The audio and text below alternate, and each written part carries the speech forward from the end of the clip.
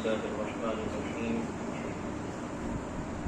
الحمد لله رب العالمين والصلاة والسلام على سيد الأنبياء وخاتم المعصومين وعلى آله وصحبه أجمعين أما بعد فأعوذ بالله من الشيطان الرجيم بسم الله الرحمن الرحيم أف لكم ولما تعبدون من دون الله أفلا تعقلون صدق الله مولانا العظيم وبلغنا رسوله النبي الكريم الأمين إن الله وملائكته يصلون على النبي يا أيها الذين آمنوا صلوا عليه وسلموا تسليما الصلاة والسلام عليك يا سيدنا رسول الله وعلى آلك وأصحابك يا سيدي يا حبيب الله الصلاة والسلام عليك يا سيدنا رسول الله وعلى آلك وأصحابك يا سيدي يا حبيب الله. اللہ رب العزت جل وعلا کا کروڑ شکر ہے اس کریم نے ہم سب کو ایک بار پھر علم کے حصول کے لیے اس مبارک نشست میں شرکت کی سعادت نصیب فرمائی. اللہ تعالیٰ ہم سب کا حاضر ہونا اور اس توفیق سے جو کلمات خیر بیان کیے جائیں سماعت کیے جائیں وہ کریم اپنی بارگاہ میں اقدس میں قبول منظور فرمائے. آج انشاءاللہ مزید ہم آپ کے سامنے عقیدہ توحید اور حضرت سیدنا ابراہیم خلیل اللہ علیہ السلام اس موضوع پر آپ کے سامنے گفتگو کرنے کی سعادت حاصل کریں گے. قرآن مجید فرقان حمید کی سورۃ الانبیاء کی آیت نمبر 51 سے 66 تک کی آیات اس کے ضمن میں انشاءاللہ یہ موضوع جو ہے وہ بیان کیا جائے گا. عقیدہ توحید یہ اسلام کے بنیادی اساسی جو عقائد ہیں ان میں سے ایک عقیدہ ہے، یعنی کہ وہ عقیدہ کہ جس پر اسلام کی ایمانی بنیادوں کے لحاظ سے عمارت قائم ہے. اگر یہ عقیدہ ٹھیک ہے اور اس کے ضمن میں باقی عقائد درست ہیں تو سارا ایمان بھی قبول ہے اور پھر اس سے اللہ تعالیٰ کے فضل کے سلسلے بھی ممکن ہو سکتے ہیں. اور اگر اسی عقیدے میں خرابی آ جائے تو پھر نتیجہ یہ نکلتا ہے کہ انسان کے اعمال کی ساری عمارت حرام سے نیچے آ سکتی ہے اور اس کی کوئی ویلیو نہیں رہتی.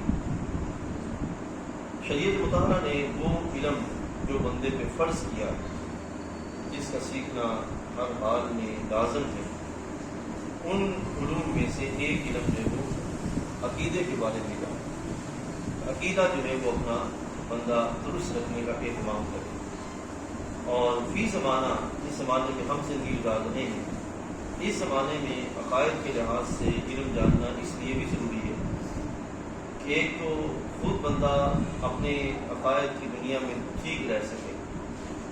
دوسرا یہ ہے کہ جو مشرکین کی طرف سے یہود و نصارہ کی طرف سے ایسے جال بچھائے جا رہے ہیں جو کہ عقیدہ نظریات کے منافی ہیں، تو بندہ علم ہوگا تو ان چیزوں سے اپنے آپ کو محفوظ رکھ پائے گا.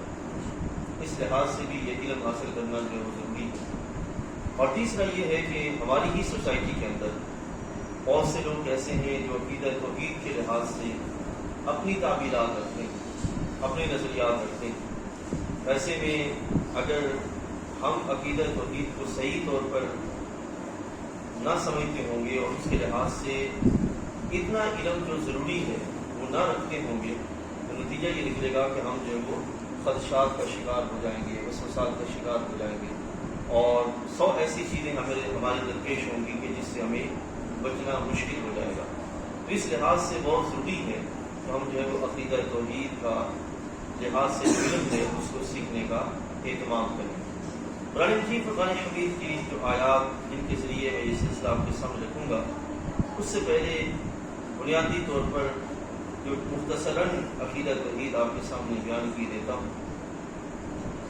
اللہ تعالیٰ جل وعلا وحدہ لا شریک ہے، اس کا کوئی شریک نہیں.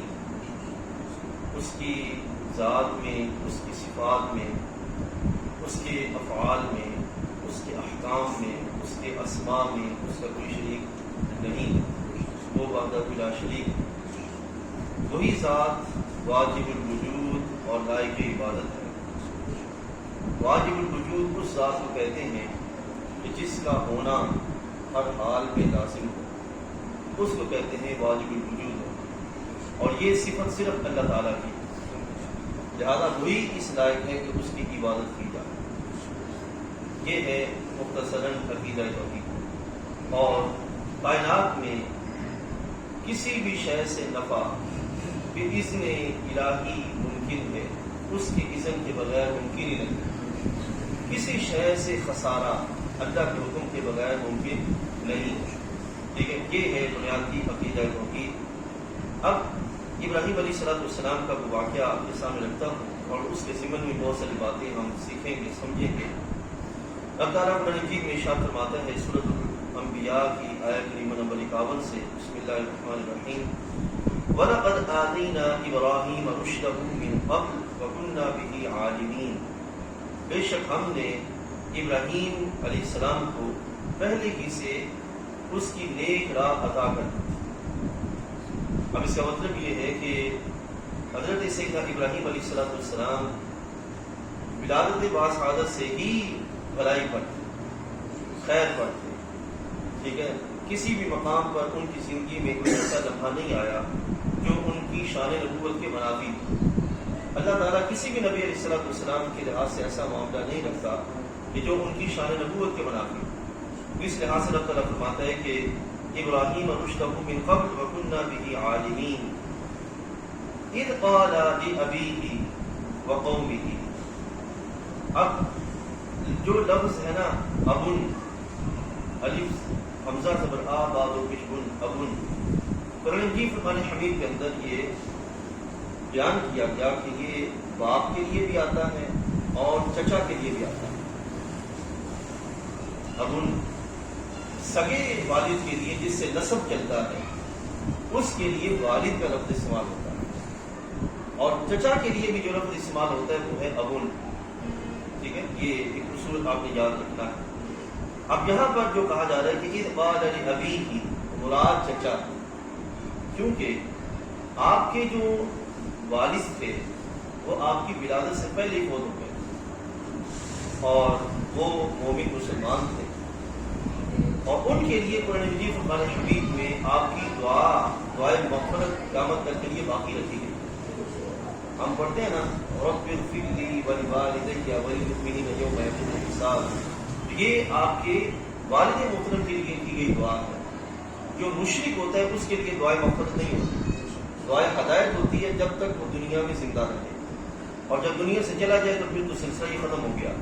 لیکن جو مومن ہوتا ہے اس کے لیے دنیا میں بھی دعائے مغفرت ہے اور دنیا سے جانے کے بعد بھی دعائے مغفرت ہے۔ ابراہیم علیہ السلام کے ابا جی حضور کے لیے دعا موجود ہے جو ہم پڑھتے ہیں ربنا اغفر لی ولوالدی وللمؤمنین یوم یقوم الحساب۔ اور جہاں تک تعلق ہے ان کے چچا کے لحاظ سے، حضرت ابراہیم علیہ السلام نے اپنی حلم اور بردباری کے لحاظ سے، شفقت کے لحاظ سے اسے فرمایا کہ میں تمہارے لیے دعا کروں گا، لیکن جب اس کی شرک کی حقیقت آپ پہ واضح ہو گئی اور اللہ تعالیٰ نے منع فرما دیا، اس کے بعد آپ نے اس کے لیے بخشش کی دعا نہیں۔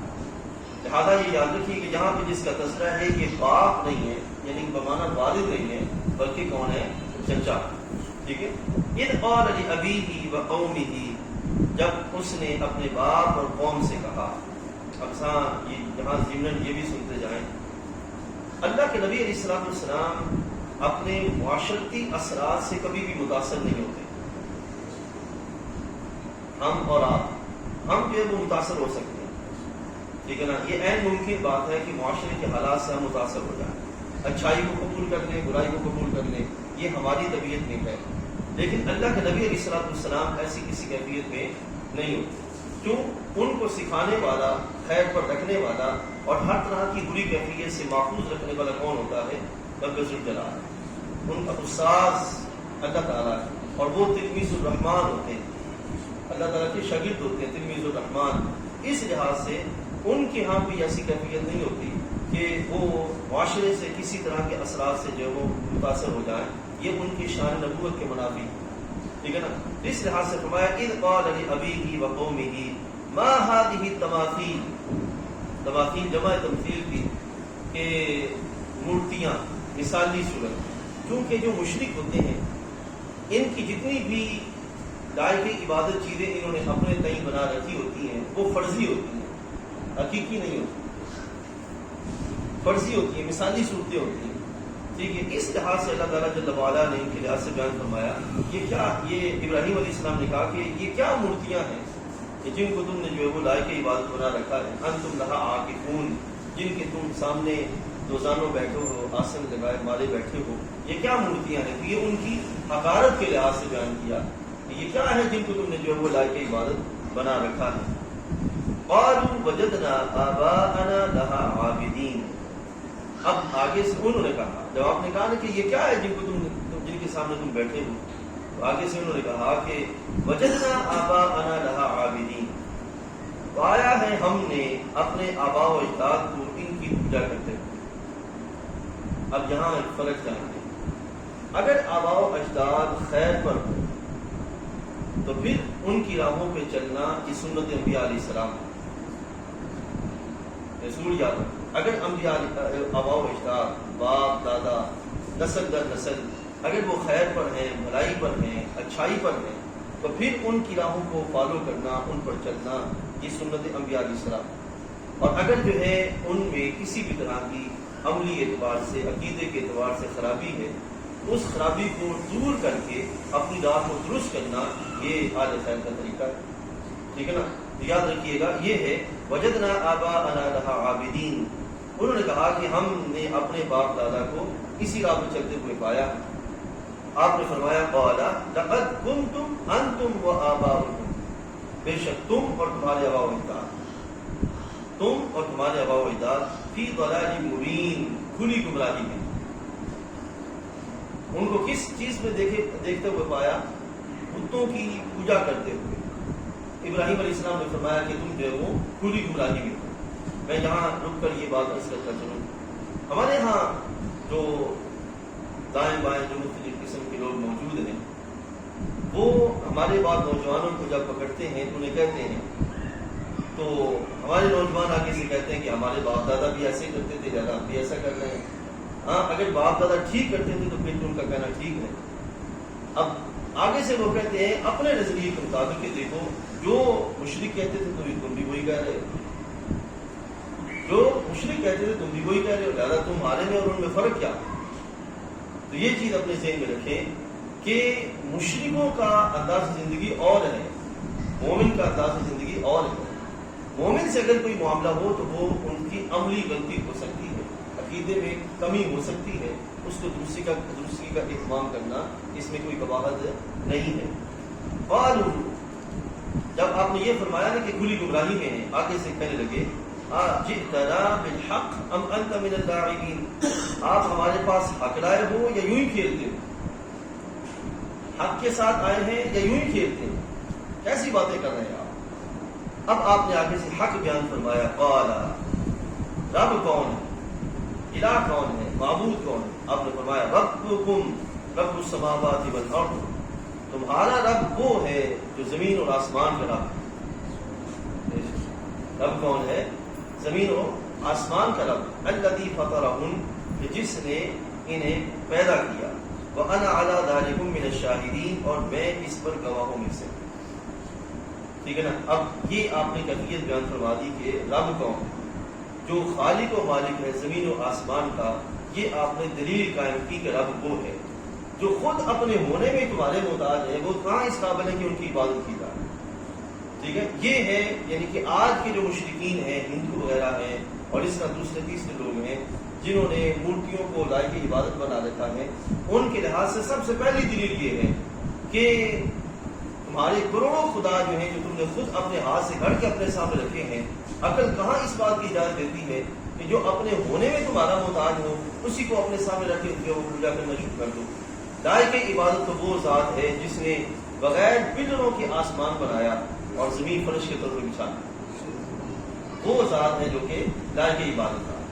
اب یہاں پر آپ نے جو ہے وہ یہاں تک آپ نے تمہیدی سلسلہ کرنے کے بعد اب آگے اللہ تعالیٰ جل وعلا فرماتے ہیں کہ وَتَاللَّهِ لَأَكِيدَنَّ أَصْنَامَكُمْ، مجھے اللہ کی قسم کہ میں تمہارے بتوں کا برا چاہوں گا، ان تولوا مدبرین، بات اس لیے کہ تم پھر جاؤ پیٹھ دے کر۔ یہاں یہ سنتے جائیے آگے جو معاملہ ہوا اس کے اختصار کے ساتھ، کہ حضرت ابراہیم علیہ السلام کی قوم میں ایک میلہ لگتا تھا، قوم میلے میں جاتی تھی۔ ابراہیم علیہ السلام نے یہ حکمت اختیار کی، ایک حکمت عملی اختیار کی کہ اس قوم کا جو بت خانہ ہے اس میں جایا جائے، اور ان کے جو خدا جنہوں نے ان کو بنا رکھا ہے ان کے لحاظ سے ایسا انداز اختیار کیا جائے کہ یہ ان کی حقیقت کو سمجھنے کے لیے کچھ نہ کچھ تیار ہو۔ آپ ان کے بت خانہ تشریف لے گئے، آپ نے ایک کلہاڑے سے کسی کی ٹانگ کاٹی، کسی کا بازو کاٹا، کسی کی ناک کاٹی اور کسی کے سر کو اتارا، اور کلہاڑا جو تھا وہ بڑا جو سب سے بڑا بت تھا اس کے کندھے پہ رکھ دیا، خود واپس تشریف لے آئے۔ اب یہ آپ نے ترتیب اختیار کی۔ اب سنیے، فَجَعَلَهُمْ جُزَاجًا إِلَّا كَبِيرًا لَهُمْ لَعَلَّهُمْ يَرْجِعُونَ، تو ان سب کو چورا کر دیا مگر ایک کو جو ان سب سے بڑا تھا اس کو نہیں دیا، باقی کو جو ہے وہ انہوں نے اپنا کام کر دیا۔ إِلَيْهِ يَرْجِعُونَ، شاید وہ اس سے کچھ پوچھے، یہ جو بڑا جس کو چھوڑا بلاڑا اس کے کندھے پہ رکھا کہ شاید یہ اس سے پوچھے، ٹھیک ہے۔ اب جب وہ واپس آئے تو بولے من فعل هذا، کس نے ایسا کیا، بآلہتنا، ہمارے خداؤں کے ساتھ کس نے ایسا کیا۔ آگے چلنے سے پہلے یہاں جو رک کے سمجھنا ہے، لفظ اللہ نے اس سوال بیان فرمایا آلہتنا، ہمارے خداؤں کے ساتھ۔ اب ایک ہے وہ مشرکین اپنے بتوں کے بارے میں یہ نظریہ رکھتے تھے کہ یہ مشکل کشا، حاجت روا، تکلیفوں کو کاٹنے والے، مصیبتوں کو دور کرنے والے، ایک ہے یہ نظریہ۔ یہ بات کے ضمنی نظریہ ہے، اصل ان کا بڑا نظریہ جس سے شرک شروع ہوتا تھا وہ ہے ان کو خدا ماننا۔ اصل کیا تھا؟ ان کو خدا ماننا، اصل چیز یہ تھی ان کو خدا ماننا۔ شرک کا آغاز یہاں سے ہوتا ہے، باقی چیزیں بھی ہیں کہ اللہ تعالیٰ کی ذات و صفات میں اللہ کے ساتھ کسی کو شریک ٹھہرایا جائے، وہ چیزیں بھی ہیں، لیکن پہلی اور بنیادی چیز کیا ہے؟ اللہ تعالیٰ جل وعلا واجب الوجود ہے اور وہی ذات لائق عبادت ہے۔ ہم جو پڑھتے ہیں لا الہ الا اللہ محمد رسول اللہ، تو اس میں لا الہ، یہ جو الہ ہے اس کا معنی یہی ہے واجب الوجود اور لائق عبادت کا، ٹھیک ہے نا۔ اس کا ترجمہ یہ نہیں ہے کہ حاجت روا ہونا، مشکل کشا ہونا، یہ نہیں ہے، بلکہ اس کا ترجمہ یہ ہے کہ واجب الوجود اور لائق عبادت ذات ہے۔ تو وہ ذات جو واجب الوجود ہے اور لائق عبادت ہے وہ کون سی ذات ہے؟ اللہ تعالیٰ کی ذات۔ ان کا شرک کیا تھا؟ ان کا شرک یہ تھا کہ انہوں نے اپنے بتوں کو لائق عبادت بنایا ہوا، کیا بنایا ہوا تھا؟ لائق عبادت بنایا ہوا تھا، یہیں سے شرک کا آغاز ہو گیا۔ آپ ذرا سوچ کے بتائیے ہم میں سے کون ہے جو اللہ کے سوا کسی کو لائق عبادت مانتا ہے؟ کوئی ہے؟ کوئی بھی نہیں۔ آپ کسی بھی مثال کے باہر ریڑھی لگانے والا جس کو کچھ خبر نہیں ہے نا، اس سے پوچھیں کہ یہ مثال، صاحب مثال کے بارے میں تمہارا عقیدہ کیا ہے؟ کیا تم میرے رب مانتے ہو، تم میرے الہ مانتے ہو؟ ہرگز نہیں کرے، وہ کہے گا کہ میرا خدا ایک خدا ہے۔ یہ وہ سبق ہے جو ہمارے آقا صلی اللہ علیہ وسلم نے امت کو پڑھایا اور بڑی محنت سے پڑھایا، سمجھا ہے؟ اس واسطے یہ امت آج تک بھولی نہیں، ٹھیک ہے۔ تو ان کا کیا معاملہ تھا؟ آدھا بھی آلیاتنا، وہ اپنے بتوں کے بارے میں کیا تصور رکھتے تھے؟ یہ الہ ہے، مشکل کشا، حاجت روا، یہ چیزیں بات کی ہیں۔ پہلی چیز انہوں نے کیا مانی ہوئی تھی؟ الہ ہونا۔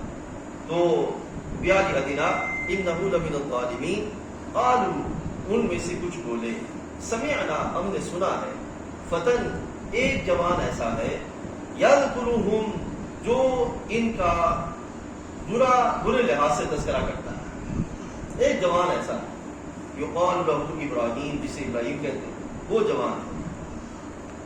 قالوا فأتوا به على أعين الناس لعلهم يشهدون، بولے تو اسے لوگوں کے سامنے لاؤ، شاید وہ گواہی دے۔ قالوا أأنت فعلت هذا بآلهتنا یا ابراہیم، بولے کیا تم نے ہمارے خداؤں کے ساتھ یہ کام کیا؟ اے ابراہیم علیہ السلام، اب یہاں سے آگے ابراہیم علیہ السلام نے جو چوٹ لگائی تھی اس کا اظہار یہاں سے ہونا تھا، ٹھیک ہے نا جی؟ قال، آپ نے ارشاد فرمایا بل فعلہ کبیرہم، بلکہ ان کے اس بڑے نے کیا ہوگا۔ مجھ سے پوچھتے ہو یہ تو اس بڑے جو ہے، کیونکہ آپ نے یہ کیا کہ جتنے بت پڑے تھے ان بتوں کا ہاتھ برا کر دیا، اور جو بڑا بت تھا اس کے کندھے پر قرآن رکھ دی۔ جب انہوں نے پوچھا کہ اے ابراہیم آپ نے کیا، تو آپ نے فرمایا اس بڑے نے کیا ہوگا۔ اس سے پوچھو مقصود کیا تھا، ان کو بلوانا، یہ بتوں کے بارے میں کیا کیفیت رکھتے ہیں، کیا سوچ رکھتے ہیں، اس لحاظ سے آپ نے فرمایا۔ تو یہاں سے یاد رکھیے گا، یہ جو مومن ہوتا ہے نا، یہ حکمت عملی بھی رکھتا ہے، سوچنے سمجھنے کی صلاحیت بھی رکھتا ہے، کیسے کام کرنا یہ بھی رکھتا ہے، ٹھیک ہے نا۔ لیکن ساتھ ساتھ یہ بھی میں آپ فرض کرتا چلوں، آپ یہ سن کے حیران ہوں گے، آج سے کچھ سال پہلے جب مزارات اولیاء پر دھماکے شروع ہوئے تھے، ان دھماکہ کرنے والوں کی سوچ یہی تھی، وہ اسی نہج سے آتے تھے مزارات پہ کہ جو مزارات ہیں یہ جو شرک کے اڈے ہیں لہٰذا ان کو ختم کیا جائے، اور اپنے دیں یہ سوچ رکھتے تھے کہ جناب ابراہیم علیہ السلام کی سنت ہم ادا کر رہے ہیں، کہ وہ بھی جو ہے وہ مشرکوں کے اڈے پہ جاتے تھے اور وہاں پر جا کر جو ہے انہوں نے کلاڑی کے ساتھ ایسا کیا، تو ہم آج ان مزارات کو تباہ کرنے چلے ہیں، تباہ کرنے کے در پہ ہیں۔ یہاں یہ یاد رکھیے گا کہ مشرکوں کا معاملہ اور ہے، اللہ کے بندے کی قبر کا معاملہ اور ہے۔ مشرک کی مورتی اس کی کوئی ویلیو نہیں ہے، لیکن اللہ کے بندے کی جو قبر ہے اس بندے کے سبب قبر کی بھی ویلیو ہے، بندے کے سبب قبر کی بھی ویلیو ہے۔ بندہ دنیا میں مومن تھا تو قبر میں بھی لیٹا ہوا مومن ہی ہے، قرآن مجید کا باقاعدہ تفصیل بیان موجود ہے، قبر میں بھی مومن ہے۔ اور پھر اس کی قبر کے لحاظ سے سرکار نے واضح طور پہ بیان فرمایا کہ قبر المؤمن روضۃ من ریاض الجنہ، کہ مومن کی قبر جنت کے باغوں میں سے ایک باغ ہے، سرکار نے بیان فرمایا۔ اب اس طرح کہیں ہمارے دائیں بائیں آپ دکانوں پہ جائیں تو وہاں پر یہ فلیکس یا چھوٹے چھوٹے بینر کا وہ ان کی کارڈز پڑے ہوتے ہیں کہ ہندو کھڑی مورتیوں کی پوجا کرتے ہیں اور ہماری سوسائٹی میں لوگ لیٹی مورتیوں کی پوجا کرتے ہیں۔ آپ ذرا سوچ کے ایک لمحے کے لیے غور کریں ان لفظوں پر جو ہماری سوسائٹی میں ہمارے درمیان موجود ہیں، کہاں مورتیاں اور کہاں اللہ کے مبارک بندے جو ایمان پر سلامتی کے ساتھ دنیا سے گئے۔ کتنا بڑا فرق ہے اور کتنا بڑا زجر ہے جو ہمارے مسلمانوں کے ساتھ کیا جاتا ہے، اور عام مسلمان سمجھتے ہی کوئی نہیں۔ سمجھا گیا؟ تو یہ کہ آپ نے فرمایا کبیرہم ھذا فاسألوہم ان کانوا ینطقون، اس بڑے نے کیا ہوگا، ان سے پوچھو اگر بولتے ہیں، ان سے پوچھو۔ فرجعوا الی انفسہم فقالوا انکم انتم الظالمون، تو اپنے جی کی طرف پلٹے، فقالوا اور بولے انکم انتم الظالمون، بے شک تم ستمگار۔ اب یہاں یہ سنتے جائیے، جب کسی کے پاس دلیل نہیں ہوتی نا تو پھر وہ گالی کی طرف آ جاتا ہے۔ ابراہیم علیہ السلام کا یہ مکالمہ ہاتھا پائی نہیں ہے، بلکہ ابراہیم علیہ السلام کا مکالمہ دلیل کے ساتھ جاتا ہے۔ آپ دلیل لا رہے ہیں ان کی طرف اور ان کے پاس دلیل کوئی نہیں ہے۔ جب دلیل کوئی نہیں تو پھر کہنے لگے آپ ظالم ہو، آپ ظلم کر رہے ہو، آپ ظالم ہو، ٹھیک ہے نا۔ تو مومن جو ہے وہ دلیل کے ساتھ بات کرتا ہے، دلیل میں رہتا ہے اور دلیل میں آگے بڑھتا ہے، یہی اسلام کا حسن ہے۔ بات وزنی ہوگی تب جب انسان کے پاس دلیل ہوگی، مضبوط دلیل کے ساتھ جو وہ چلے گا۔ قال ثم نكسوا على رؤوسهم، پھر اپنے سروں کے بل اونگائے گئے۔ لقد علمت، کہنے لگے لقد علمت، آپ کو پتا ہے، آپ کو معلوم ہے، آپ کو پتا ہے، ما هؤلاء ينطقون، یہ ہے وہ نقطہ جس پہ آپ لانا چاہتے ہیں۔ ما هؤلاء ينطقون، یہ تو بولتے ہی نہیں ہیں، یہ تو بولتے ہی نہیں ہیں۔ اب ابراہیم علیہ السلام نے فرمایا قال افتعبدون من دون اللہ، کہا تو کیا اللہ کے سوا ایسوں کو پوچھتے ہو، ما لا ينفعكم شيئا ولا يضركم، جو نہ تمہیں نفع دیتے نہ نقصان دیتے، یعنی کہ جو خود بول نہیں سکتے، وہ کہاں اس قابل ہے کہ وہ تمہیں کچھ دیں۔ اب اس کو ہم مزارات اولیاء پر بھی چسپاں نہیں کر سکتے کہ وہاں وہ کیسے، وہ بھی تو خاموش ہے، وہ نہیں بولتے۔ ہمارے نبی علیہ السلام نے فرمایا تم سلام کرو تو وہ جواب دیں گے، نہیں فرمایا سرکار نے تم سلام کرو تو وہ جواب دیں گے، السلام علیکم یا اہل القبور، یہ الفاظ حدیثی میں نہیں ہے، تم سلام کرو وہ جواب دیں گے۔ اور سیدنا امیر حمزہ رضی اللہ تعالیٰ عنہ شہداء احد کے لحاظ سے سرکار دو عالم صلی اللہ علیہ وسلم نے فرمایا کہ جو بھی ان کے مزارات پہ حاضری دے کر سلام کرے گا قیامت تک کے لیے آنے والوں کو جواب دے گا، جواب دیں گے. ٹھیک ہے نا.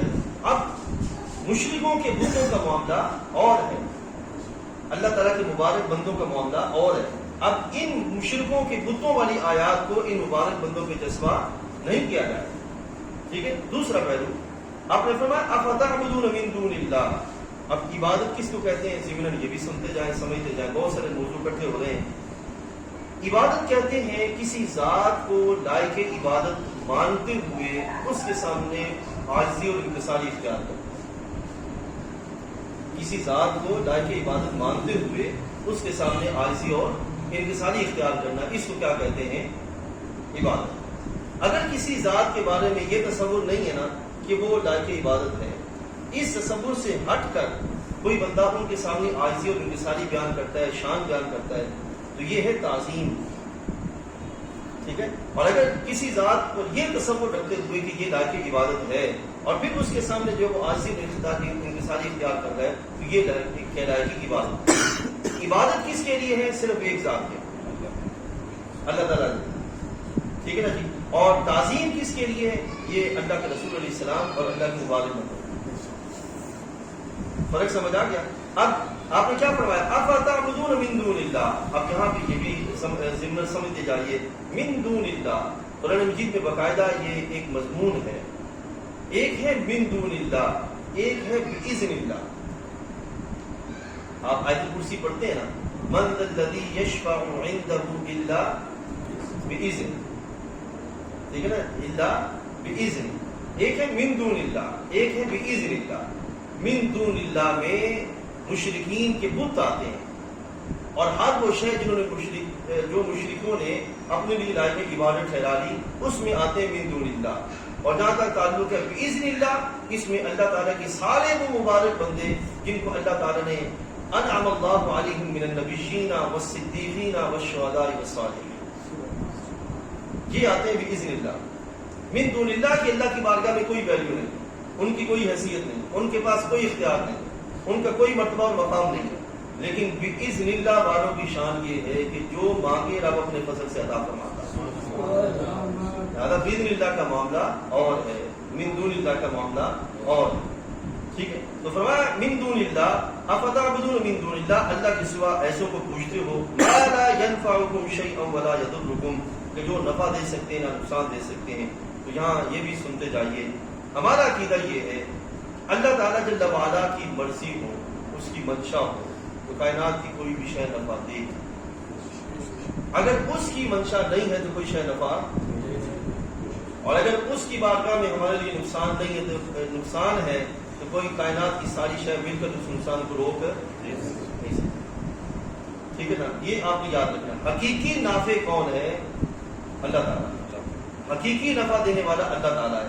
حقیقی مصیبتوں سے بچانے والا کون ہے؟ اللہ تعالیٰ. ٹھیک ہے. کائنات میں اسباب ہیں جو اس کے فضل سے بندوں کو جو ہے وہ خیر والی راہوں پر لے جاتے ہیں، اپنی برکتوں کا سلسلہ جو جاری ہوتا ہے. ما لا ينفعکم شیئا ولا یضرکم. تو ساتھ ہی یہ سنتے جائیے، ہمارا عقیدہ یہ ہرگز نہیں ہے اگر ہم بزرگان دین کے دعا کے درمیان یا دعا کے آخر میں یا ویسے ان کی طرف متوجہ ہوں اور متوجہ ہو کر پھر اللہ کی بارگاہ میں حاضری پیش کریں، عرض پیش کریں، تو ان کا نام لینے پر اللہ تعالیٰ مجبور ہو جاتا ہے کہ وہ ضرور ادا کرتا ہے. ایسا ہمارا عقیدہ نہیں. اللہ تعالیٰ مجبور نہیں ہے، اللہ تعالیٰ معذور نہیں ہے، وہ ان چیزوں سے برا اور برا ہے. ایسا ہرگز نہیں ہے کہ اللہ کے سامنے کسی کا نام لینے سے اللہ مجبور ہو جاتا ہے. ایسا ہرگز نہیں. یہ اپنا ذہن جو ہے وہ واضح رکھیں. ہمارا عقیدہ اہل سنت و جماعت کا عقیدہ صاف ستھرا عقیدہ، اس میں کسی طرح کا کوئی شرک کی بو نہیں پائی جاتی. ٹھیک ہے نا. ہمارا عقیدہ یہ ہے کہ وہ بندے جن کو اللہ نے خود اپنے فضل سے اپنے ہاں عزت والا ٹھہرا لیا، جن کو اللہ تعالیٰ نے اپنے فضل سے اپنے ہاں عزت والا ٹھہرا دیا، جب اللہ کی بارگاہ میں ان کا تذکرہ کیا جاتا ہے یا ان کی برکت سے مانگا جاتا ہے تو وہ جو خود اس نے اپنے ہاں عزت ٹھہرائی ہوتی ہے اس کی لاج رکھتے ہوئے رب عطا فرما دیتا ہے. ہمارا عقیدہ ہے، سمجھا گیا نا، یہ ہمارا عقیدہ ہے۔ ما لا ينفعكم شيئا ولا يضركم، جو نہ تمہیں نفع دے نہ نقصان دے۔ تو یہ تذکرہ کس کا ہے؟ بت کا، ٹھیک ہے نا، یہ مومن کی قبر کا معاملہ نہیں ہے، اللہ کے ولی کا معاملہ نہیں ہے، اللہ کے نبی علیہ السلام کا معاملہ نہیں ہے۔ اف لکم، افسوس ہے تم پر، ولما تعبدون من دون اللہ، کہ تم ان بتوں پر جن کو تم اللہ کے سوا پوچھتے ہو، افلا تعقلون، کہ کیا تمہیں عقل نہیں ہے۔ تو یہ تھا عقیدہ توحید، اختصار کے ساتھ کو میں نے موازنہ کرتے ہوئے آپ کے سامنے بیان کیا کہ ہمارا عقیدہ اللہ تعالیٰ جل وعلا اور اس کے رسول کریم علیہ السلام اور اس کے مبارک بندے ان کے بارے میں کیا ہے، کہ واجب الوجود اور لائق عبادت کون سی ذات ہے؟ اللہ تعالیٰ کی، اس کی ذات و صفات میں، افعال و اسماء و احکام میں اس کا کوئی شریک نہیں ہے۔ ساری کائنات اس کی محتاج ہے، وہ کسی کا محتاج نہیں ہے۔ اپنے ہونے میں، اپنی بقا میں، ہر شے اپنے ہونے میں اسی کی محتاج ہے۔ وہی ذات بندوں کو مصیبتوں سے نکالنے والی، وہی حقیقی نافع ہے، وہی حقیقی مشکل کشا ہے، ہر لحاظ سے وہی اسی کا جو ہے وہ کرم اور کرم چل رہا ہے۔ وہ کرم فرماتا ہے تو بندوں کے لیے آسانیوں کی راہیں کھلتی ہیں، اور اگر اس کی طرف سے اجازت نہ ہو تو بندوں کے لیے کوئی سلسلہ جو ہے وہ آسان نہیں ہوتا۔ لیکن اس نے اپنے فضل سے اپنے بندوں کے لیے آسانیوں کی راہیں پیدا کی اور محمد رسول اللہ پیدا فرمایا، اور اسی طرح اللہ تعالیٰ کے مبارک بندے۔ اللہ تعالیٰ جل وعلا ہم سب کا بیٹھنا اپنی بارگاہ میں قبول فرمائے۔ میرے بھائیوں، یہ شاید لوگوں کو احساس نہیں اور اس چیز کا جو انہیں اس طرح توجہ نہیں ہے کہ یہ علم کی مجالس، ان کے ساتھ محبت کرنا، ان میں بیٹھنا، ان سے سیکھنا اور ان سے سیکھی ہوئی چیزوں کو پھر آگے اپنی زندگی میں لے کے چلنا، یہی چیز ہے جو بندے کی عقیدے کی درستگی کا سبب بنتی ہے، یہی چیز ہے جو بندے کے اعمال کی درستگی کا سبب بنتی ہے۔ ہمارے رسول کریم علیہ السلام نے امت کو جو طریقہ عطا فرمایا وہ یہی ہے کہ بیٹھ کے سیکھا جائے، سمجھا جائے، اور پھر یہ یاد رکھیے گا، صرف نماز پڑھنا، صرف روزہ رکھنا، یقیناً یہ ہیں بہت بڑے کام، لیکن فی نفس ہی کوئی بندہ یہ کہے کہ میں نے نماز پڑھ لی، اس کے آگے میرا کوئی کام نہیں ہے، ٹھیک ہے نا، میں نے روزہ رکھ لیا، اس سے آگے میرا کوئی کام نہیں ہے، اگر کوئی بندہ اس سوچ میں ہے تو بہت محدود سوچ ہے۔ اس وقت ضرورت ہے کہ دین کو پھیلایا جائے، ٹھیک ہے نا، جو ہمارے دوست بھائی بہنیں وہ خرابی کا شکار ہو رہے ہیں، عقیدے کے اعتبار سے، عمل کے اعتبار سے، ان تک پیغام کو حق پہنچانے کا اہتمام کیا جائے۔ تو یہ تبھی ممکن ہے کہ جب ہم خود اس رستے پر خیر کے ساتھ اور استقامت کے ساتھ جو وہ چل رہے ہوں گے، اور یہ مساجد کے دائیں بائیں بیٹھنے والے احباب سب کے لحاظ سے اشد ضروری ہے کہ وہ اس دین کے پیغام کو سیکھنے کے لیے، سمجھنے کے لیے بیٹھنے کا جو ہے وہ اہتمام کریں۔ جوانوں کی بھی ضرورت ہے، بزرگوں کی بھی ضرورت ہے۔ اگر کوئی بندہ یہ سمجھتا ہے کہ جناب جو ہے وہ میں سیکھا ہوا ہوں اور مجھے بیٹھنے کی ضرورت نہیں ہے، کسی نے بھی ایسا طریقہ جو ہے وہ نہیں بیان کیا، نہ اختیار کیا۔ ہمارے آقا صلی اللہ علیہ وسلم مسجد نبوی میں تشریف لائے تو سرکار نے دیکھا کہ مسجد میں 2 مجلسیں ہو رہی ہیں۔ حبیب علیہ السلام نے ایک ذکر والی مجلس دیکھی اور ایک فقہ کی، یعنی کہ علم کے سیکھنے کی مجلس دیکھی، تو سرکار خود علم کی سیکھنے والی مجلس میں جلوہ فرمایا۔ سرکار نے یہ نہیں فرمایا کہ میں تو خود بیان کرنے آیا ہوں، تو یہ بیٹھے سیکھ رہے ہیں، یہ سمجھ رہے ہیں، یہ کرتے رہیں، میں جا کر آرام کرتا ہوں۔ نبی علیہ السلام ان کی مجلس میں جلوہ فرمایا، ٹھیک ہے۔ تو یہی سرکار نے ہمیں سنت عطا فرمائی کہ کوئی بندہ کتنا ہی سیکھا ہوا کیوں نہ ہو، وہ علم کی مجالس میں بیٹھنے کا اہتمام کرے، ٹھیک ہے۔ تو چشمے کی برکت یہ ہوتی ہے کہ اللہ تعالیٰ جو اہدنا الصراط المستقیم ایک عام بھی پڑھتا ہے، خاص بھی پڑھتا ہے، ٹھیک ہے نا، عام پڑھنے والا اپنے لحاظ سے پڑھتا ہے، خاص پڑھنے والا اپنے لحاظ سے پڑھتا ہے۔ تو جو چشمے پہ آ کے بیٹھے گا، جس طبیعت کے ساتھ بیٹھے گا، اللہ اس کو وہی عطا فرمائے۔ اس اعتبار سے میرے بھائیوں اس میں بیٹھنے کی اصل ضرورت ہے، تاکہ جو ہے وہ اللہ تعالیٰ اس وقت جو دور حاضر میں فتنہ و فساد اور اس طرح کے دوسرے معاملات چل رہے ہیں، اللہ تعالیٰ ان سے جو ہے وہ ہمیں محفوظ رکھے، ایمان کی حفاظت فرمائے، اعمال کی درستگی ہم سب کو نصیب فرمائے۔ باقی دعویٰ یا الحمدللہ رب العالمین۔